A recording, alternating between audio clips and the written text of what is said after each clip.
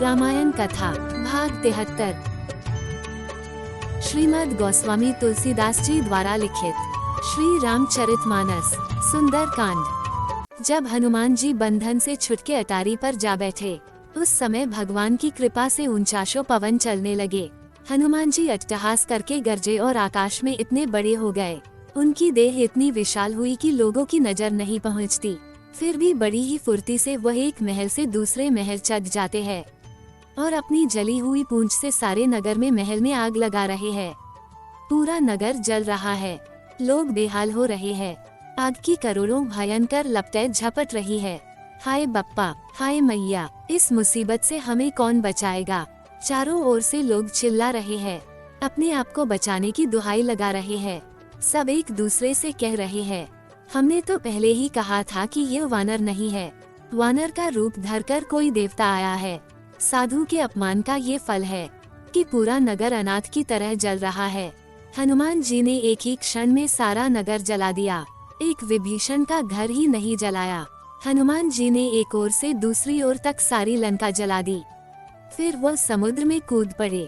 पूंछ में लगी आग बुझाकर थोड़ी थकान मिटाकर फिर थोड़ा छोटा रूप धारण किया।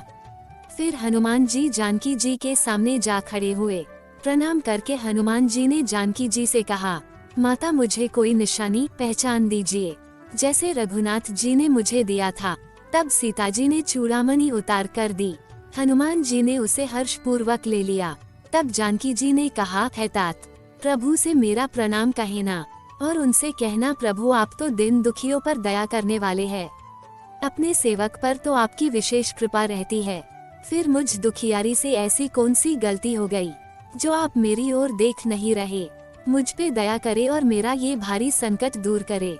पुत्र तुम इंद्र के पुत्र जयंत की कथा याद कराना और प्रभु को अपने बाण की ताकत स्मरण करवाना। यदि महीने भर में नाथ मुझे लेने नहीं आए तो फिर मुझे जीवित नहीं देख पाएंगे।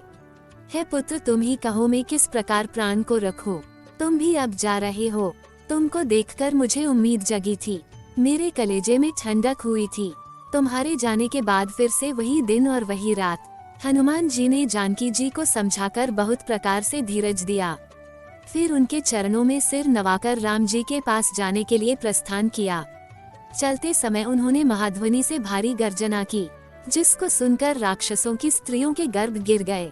समुद्र लांघकर वह इस पार आए और उन्होंने वानरों को हर्ष ध्वनि सुनाई। हनुमान जी को देखकर सब हर्षित हो गए। तब वानरों को लगा कि जैसे उनका नया जन्म हुआ है। हनुमान जी का मुख प्रसन्न है और मुख पर तेज है, जिसे देखकर वानरों ने समझ लिया कि हनुमान श्री राम जी का कार्य करके ही लौट है। सब हनुमान जी से मिलकर बहुत ही खुश हुए, जैसे तड़पती हुई मछली को जल मिल गया हो। सब हर्षित होकर नए नए वृतांत कहते सुनते श्री राम जी के पास चले। आगे की कथा अगले भाग में। जय श्री राम। दोस्तों, हमने भगवान श्री राम की लीलाओं को सरल भाषा में समझाने की एक तुच्छ कोशिश की है। आपको हमारी कोशिश अच्छी लगी हो तो वीडियो को लाइक कीजिए और चैनल को सब्सक्राइब कीजिए। कमेंट में जय श्री राम लिखिए।